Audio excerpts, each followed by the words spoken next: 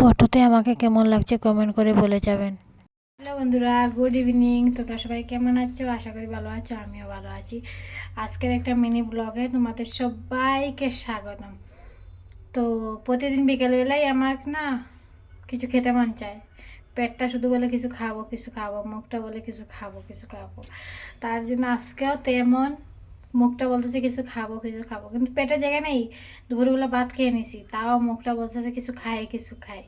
তো এখন ওর বাবাকে কল করে বললাম যে আমি কিছু খাবো, কিছু খেতে মন চাচ্ছে। ওর বাবা বললো যে রেডি হয়ে যাও, আমি আসতেছি। ও চলে আসছে, এখন যাই বাইরে গিয়ে দেখি কি খাওয়া যায়। আমরা মা মেয়ে বেরিয়ে বললাম খাওয়াও বলে।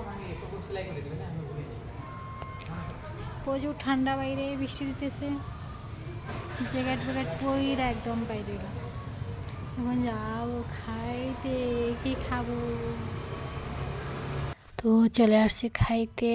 তো এসেই এক প্লেট গোবি মঞ্চুরি নিলাম আর খেতে বসলাম। খাচ্ছিলাম, অনেক টেস্টি বানায় কিন্তু ওই জায়গাতে গোবি মঞ্চুরি। কে কে গোবি মঞ্চুরি খেয়েছো একটু কমেন্ট করে জানাইও তো। আমার কিন্তু পার্সোনালি গোবি মঞ্চুরি অনেক ভালো লাগে।